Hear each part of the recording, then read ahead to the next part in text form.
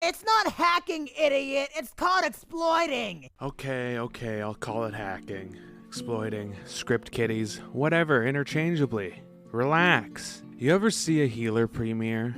No? You're missing out. This video won't be a premiere because, Anyways, on one of my graveyard videos, I premiered it and I got a request to cover hacking incidents. I don't really know what to even say. A lot of the famous hacking people I hear about are just hearsay and urban legends that never come into fruition. Minish and Dignity are too fraught with enigma. Who the fuck is this, bro? Jane and John Doe were just blown out of proportion Roblox playground rumors, and one by one was an inside job by Telemon. I'll tell you random ass stories of my run-ins with various hackers, exploiters, and other cyber mischief. I've said this before and I'll say it again. Don't trust my word. Don't take what I say in videos as an end-all be-all. I'm telling you shit I remember or heard people say about certain things, but I might be taking these words too much at face value. Or I'm misremembering. Case in point, April 1st, 2012. What I remember about that day was coming home from school to see that Roblox was down and not being able to access Roblox during the primetime hacking. When I tried verifying the date, it said that the day fell on Sunday. What the hell? Am I in a parallel universe? Am I just old and crazy? You're probably just old and crazy, you senile fuck. I have such a distinct recollection of just returning from school to see that Roblox was down, so the fact it didn't happen is quite a shock to my memory. I played Roblox like every single day during the Bronze Era. Playing as soon as I got home from school was pretty much the norm. Maybe I mistook a legit maintenance period as the April 1st incident, and also mistook the April 1st incident as maintenance. I think it's tangible. With all that being said, I was at the April Fool's hacking in the same way that Seth MacFarlane was there for 9/11.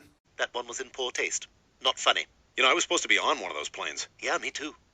I used to have a personal server. I think it may have been one of my first. At the time, I didn't know you could revert versions, so when I got my first griefing job on it, I thought it was over. It was done. I made another personal server to commemorate the previous one and rounded up all my Roblox friends to attend it. It was a decent funeral service until some random ass guy showed up. I don't know what he did to let his hacking presence be known, but it was known. He had this admin script that was superior in rank to Cole's admin. When one of my friends tried to ban the hacker, it didn't work, and the hacker was able to ban them. They had the owner admin, by the way. After his little ruckus and mayhem, one of my Roblox friends took the incident really seriously. After he was gone, he was like, I'll have my clan investigate the matter. You don't worry. You just grieve. I was like, chillax.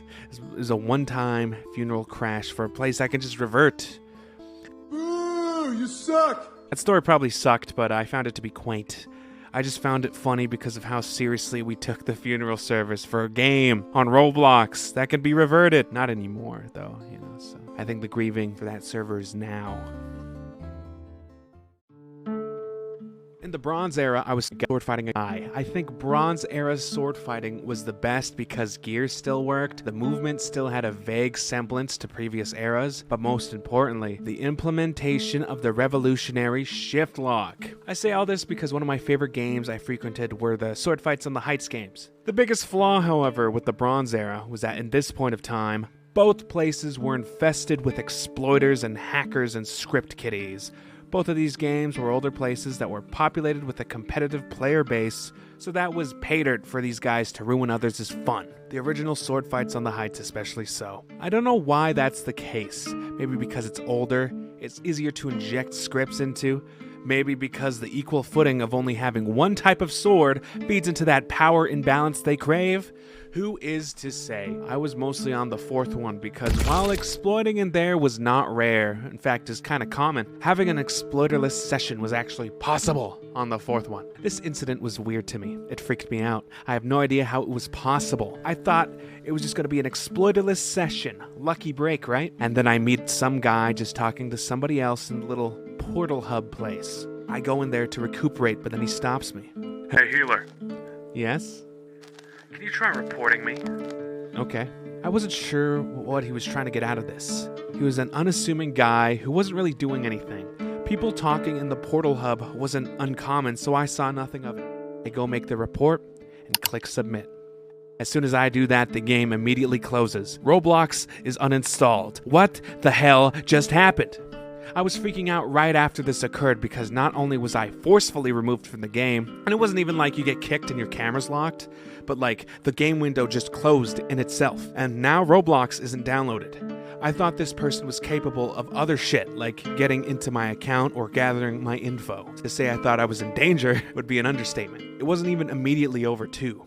For at least a month, I kept having to reinstall Roblox again and again and again. I have no idea when it stopped. I took a gander, and I haven't seen anybody experience anything like this. The only real comparable thing I could think of is maybe the Crosswoods incident, but that rolled around years afterwards.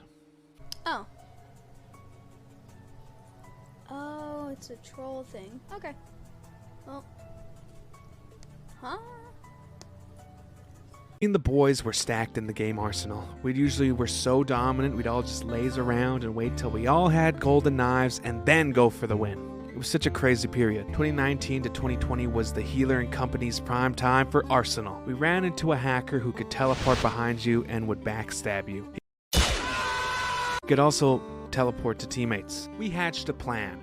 We got the beach map, hidden the train tracks because it was a relatively obscure spot, and we had a cross formation. There were 2 of us on each team, and we formed as such to where if he tried teleporting to any one of us, he'd be right next to an enemy gamer. He kept trying to teleport to us, but he ended up just becoming a kill farm. He gave up and rage quit. We may have had more dominant games, we may have had flashier kills, but that performance, trolling that hacker, farming all those kills off of him was probably my favorite and greatest Arsenal highlight.